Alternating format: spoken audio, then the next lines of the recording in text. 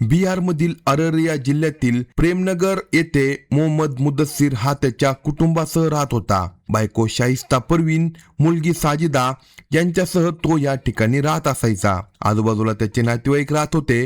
हा एक सर्वसाधारण परिवार होता. कष्टकरी परिवार असल्याने राबल्याशिवाय पर्याय नव्हता. मुदस्सिर हा दिवसभर कामानिमित्त बाहेर असायचा. घरातील जबाबदाऱ्या शाइस्ता पार पाडत होती. शाइस्ता मुळातच बिनधास्त आणि धाडसी होती. दिसायला देखणी आणि मनमोकळ्या स्वभाव असणाऱ्या शाइस्ताला नवऱ्याने काही बंधने घातली नाही. तिला स्वातंत्र्य मिळाले होते. ती मुक्त होती आणि या स्वातंत्र्याचा गैरफायदा तिने घेतला होता. तिने काही तरुणांना जाळ्यात ओढले अशी गावामध्ये चर्चा सुरू होती. तिच्या नवऱ्याच्या कानावर ही चर्चा गेली. त्याने बोलता बोलता तिला समजावले, पण तिने त्याला गप्प बसवले.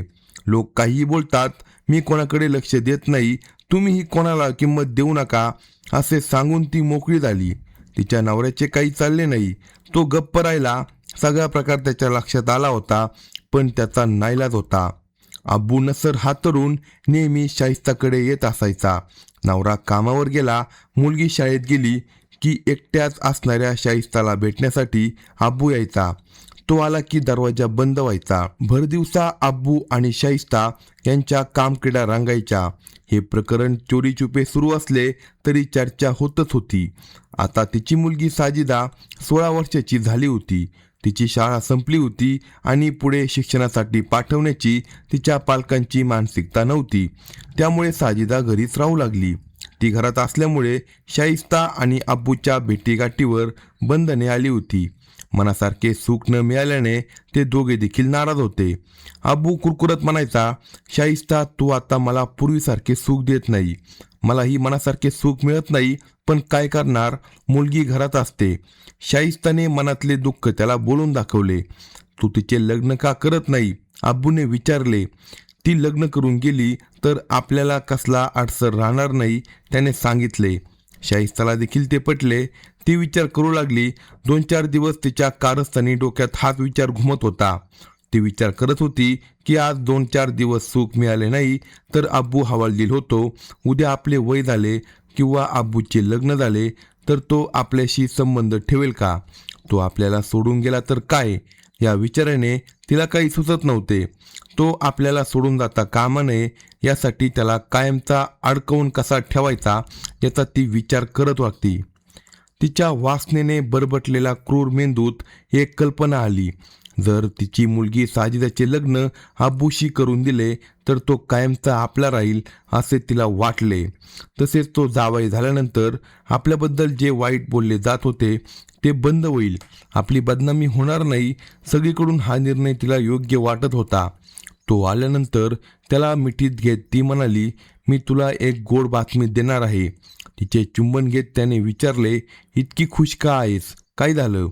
मी असा विचार करते की तुझे लग्न माझी मुलगी साजिदासोबत झाले तर. तिच्या या बोलण्याने तो थक्क झाला. साजिदा अवघी 16 वर्षाची होती तर तो जवळपास 36-37 वर्षाचा होता. म्हणजे तो तिच्यापेक्षा 20 वर्षांनी मोठा होता. जवळपास तिच्या वडिलांचा वयाचा म्हणावा असा होता. त्याला काही सुचेना. तेव्हा शाइस्ता हसत म्हणाली, माझ्या राजा, तुला सुख मिळावे म्हणून मी माझी कवळी मुलगी तुला देणार आहे. तुला पसंत नाही का? तो म्हणाला, मला आवडेल ग, पण साजिदा कशी तयार होईल? तिची काळजी तू करू नको. मी तिला लग्न करायला भाग पाडेल, पण तू मला सोडून जाता कामा नाही. तो हरकून म्हणाला, नाही ग राणी, तुझ्यात वेगळीच मजा आहे आणि तुझी मुलगी तू मला देणार असतील तर दुसऱ्या कोणाची गरजच भासणार नाही. तुम्हा दोघींना सुखात ठेवीन मी. बोलता बोलता तो तिला आवेगाने कुस्करू लागला. त्याचा जोर वाढला. त्याच दिवशी संध्याकाळी नवरा आल्यानंतर शाइस्ताने विषय काढला. ती म्हणाली, मी मुलगी साजिदाचे लग्न ठरवले आहे. साजिदा आणि तिचे वडील तिच्याकडे बघतच राहिले. असे अचानक कसे काय? मुदस्सिरने विचारले. घरी किती दिवस ठेवणार आपण? एकदा लग्न करून ती तिच्या संसारात गेली की आपली जबाबदारी मोकळी. म्हणून मी तिचे लग्न ठरवले आहे. हे ऐकून साजिदा घाबरली. कोणाशी? तिने दबकतच विचारलं. तेव्हा जे नाव समोर आलं ते ऐकून ती आणखीनच हादरली. अब्बू नसर. तिच्यापेक्षा वयाने जवळपास 20 वर्षांनी मोठा होता. तो नेहमीच आई शाइस्ताला भेटतो हे तिला देखील माहीत होतं. त्यामुळे तिने या लग्नाला स्पष्ट नकार दिला. पण आई मान्य करायला तयार नव्हती. तुझे लग्न अब्बू सोबतच होणार यावर ती ठाम होती. बिचारी साजिदाने रडून विनवण्या केल्या. तिच्या वडिलांनाही काहीतरी चुकीचं घडत असल्याची जाणीव होत होती, पण बायकोसमोर त्याचे काही चालत नव्हतं. अखेरीस साजिदाचा निकाह अब्बू नसर सोबत लावण्यात आला. लग्नाच्या दिवशी तिच्या चेहऱ्यावर नववधूचा आनंद नव्हता. डोळ्यात फक्त भीती आणि असहाय्यता होती. निकाहानंतर ती नवऱ्यासोबत गोडी चौक परिसरात राहायला गेली. अवघी 16 वर्षाची साजिदा 35 पार केलेल्या अब्बूची बायको बनली होती. सुखाची रात्र तिच्यासाठी दुःख घेऊनच येणार होती. त्या रात्री तिच्या कवळ्या शरीरावर तो हक्काने तुटून पडला. हा अत्याचार सोसण्याशिवाय तिच्या समोर पर्याय नव्हता. तिने परिस्थितीसोबत तडजोड केली. जे झाले ते मान्य करून ती पुढचे आयुष्य कसे जगायचे याचा विचार करू लागली. तिने आता अब्बूला नवरा म्हणून मान्य केले. पण काही दिवसातच नव्याचे 9 दिवस संपले. अब्बू नसरची पावले सासरवाडीकडे पडू लागली. तिची आई शाहिस्ताने वास्तविक खुशाली विचारण्यासाठी मुलीला फोन करणे अपेक्षित होते, पण ती मुलीऐवजी जावयालाच फोन करत होती. त्याच्यासोबतच गप्पा मारत बसायची. त्याला नेहमी ती घरी बोलवायची, पण मुलगीला मात्र तिने घरी बोलवणे टाळले. आता मात्र साजिदाच्या मनात संशय निर्माण झाला. आपला नवरा आपल्या आईकडे नेहमी येत असायचा. त्या दोघांबद्दल लोक वेगळी चर्चा करत असायचे. त्यामध्ये तथ्य असावे असे आता मुलगी साजिदाला वाटू लागले. ती अस्वस्थ झाली. ती आता नवरा अब्बूवर लक्ष ठेवूनच होती. एका दुपारी ती अचानक माहेरी पोचली. सकाळी तिच्या नवऱ्याला आई शाहिस्ताचा फोन आला होता हे तिला माहीत होते. त्यामुळे ती काय सोक्षमोक्ष लावायचा म्हणूनच आली होती. तिचा संशय खरा ठरला. दारातच अब्बूची दुचाकी उभी होती. ती घरात शिरली तर घरामध्ये शांतता होती. हॉलमध्ये कुणी नव्हतं, मात्र आतल्या बेडरूममधून कुजबूज ऐकू येत होती. ती हळूच दरवाजाकडे पावले टाकली. जे दृश्य तिच्या नजरेसमोर आले त्याने तिच्या पायाखालची जमीन सरकली. तिची आई आणि तिचा नवरा दोघेही पूर्ण भोंगळ्या अवस्थेत होते. एकमेकांना मिठीत आवळत ते संभोगात रंगून गेले. क्षणभर तिच्या स्वतःच्या डोळ्यावर विश्वास बसला नाही. ती जागच्या जागी थिजून उभी राहिली. तिची चाहूल लागल्याने ते दोघेही दचकले. तू इथे काय करते? शाहिस्ता चिडून म्हणाली. साजिदाच्या डोळ्यात अश्रू आले. ती संतापून ओरडली, हे काय आहे?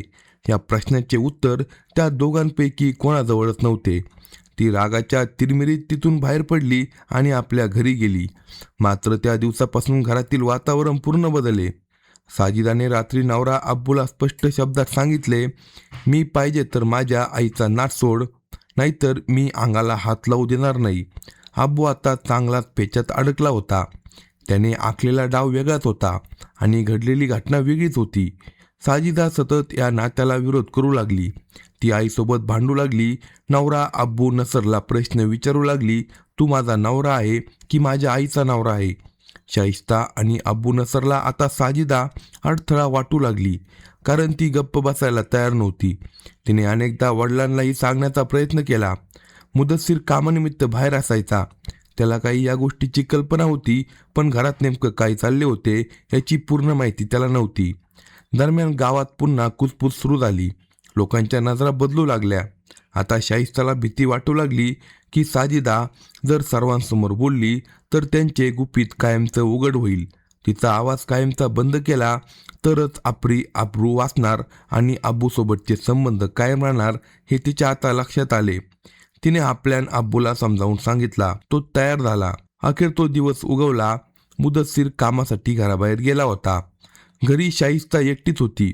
तिने साजिदा आणि अब्बू नसर या दोघांना बोलावून घेतले. अब्बू बायको साजिदाला घेऊन तिच्या माहेरी पोहोचला. हे दोघे तिला समजावून सांगण्याचा प्रयत्न करत होते. तू कोणाला काही सांगू नको, जे चालले आहे ते असेच चालू दे, असे आई शाहिस्ता सांगत होती. तिला वाटले आपली मुलगी आपलं ऐकेल, पण संसारातच विष कालवत असणाऱ्या आईचे कोण ऐकणार? साजिदाने तिची निंदा करत तिला खडसावले. त्यातून त्यांच्यामध्ये वाद झाला. काही शेजारच्यांनी त्यांच्यात चाललेली वादावादी ऐकली होती. शाहिस्ताने दोघांना थांबून घेतले. मुदस्सीर परगावी गेल्याने त्याला यायला वेळ लागणार होता. त्यामुळे तुम्ही दोघे थांबा असे म्हणत शाहिस्ताने लेक आणि जावयाला थांबून घेतले. पण रात्री उशिरा मुदस्सीर घरी आला. घरात शांतता होती. त्याने विचारले, साजिदा थांबली नाही का?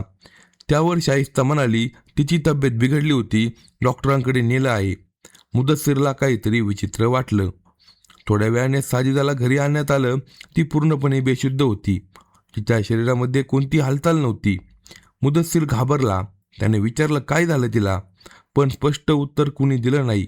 रात्र सरत गेली. मध्यरात्र उलटल्यानंतर अचानक शाहिस्ता आणि नसवाबर यांनी सांगितलं की साजिदाचा मृत्यू झाला. हे ऐकून मुदस्सीर हादरला. त्यांना त्याहून मोठा धक्का जेव्हा बसला, जेव्हा दोघांनी घाईघाईने अंत्यसंस्कार करण्याचा आग्रह धरला. सकाळची वाट पाहू नका, ताबडतोब दफन करूया, असे ते दोघेही म्हणत होते. मग मात्र मुदस्सीर याच्या मनात संशयाचं वादळ उठलं. एवढी घाई का? पोलिसांना का कळवलं जात नाही? मृत्यू कसा झाला? पण यापैकी एकाही प्रश्नाचं उत्तर मिळत नव्हतं. त्यांनी दफनविधी तातडीने करण्यासाठी ठाम नकार दिला. पहाट होताच त्यांनी मनाशी एक निर्णय घेतला आणि थेट पोलीस ठाणे गाठले. सकाळी त्यांनी RM पोलीस ठाण्यात जाऊन संपूर्ण घटना सांगितली. मुलीचा मृत्यू संशयास्पद असल्याचे त्यांनी सांगितले. माहिती मिळताच पोलीस निरीक्षक अंकुर कुमार आपल्या पथकासह घटनास्थळी पोहोचले. घर सील करण्यात आलं. मृतदेह ताब्यात घेण्यात आला. घटनास्थळाची पाहणी सुरू झाली. प्रकरणाचे गांभीर्य लक्षात घेऊन फॉरेन्सिक टीमला बोलावण्यात आलं. तज्ज्ञांनी घरातील विविध नमुने गोळा केले.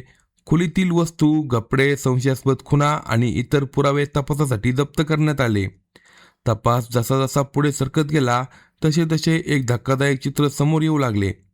सासू आणि जावयातील कथित अनैतिक संबंध, त्याला मुलीचा असलेला विरोध, त्यातून होणारी भांडणं आणि अचानक मुलीचा झालेला मृत्यू, हे सगळं संशयास्पदच होतं. पोलिसांनी शाहिस्ता परवीन आणि अबू नसर यांना ताब्यात घेतलं. दोघांची वेगवेगळी चौकशी करण्यात आली. मुदस्सीर यांनी दिलेल्या माहितीनंतर तपासाचा केंद्रबिंदू याच नात्यावर आला. SDPO सुशील कुमार यांनी या प्रकरणात हत्या आणि अनैतिक संबंधाचा कोण तपासत असल्याचे सांगितले. पोस्टमॉर्टम रिपोर्टाची प्रतीक्षा सुरू झाली. पोस्टमॉर्टम रिपोर्ट महत्त्वाचा मानला जात होता, कारण साजिदाचा मृत्यू नेमका कसा झाला याचं अंतिम उत्तर त्यातूनच मिळणार होतं. दरम्यान गावकऱ्यांच्या चर्चामध्ये एकच गोष्ट वारंवार ऐकू येत होती. अवघ्या 16 वर्षाच्या मुलीच्या आयुष्याचा निर्णय तिच्या इच्छेविरुद्ध घेण्यात आला. तिला नको असलेले लग्न लावून देण्यात आले. तिने चुकीच्या नात्याला विरोध केला आणि त्यातूनच तिचा मृत्यू झाला. या प्रकरणाचा तपास सुरू आहे. तपासात आणखी काही माहिती उघड होते का, याकडे आता सर्वांचे लक्ष लागले आहे. अशाच नवनवीन स्टोरी ऐकण्यासाठी कलम 302 या मराठी चॅनलला सबस्क्राईब करा आणि आपल्या प्रतिक्रिया कमेंट बॉक्समध्ये कळवा.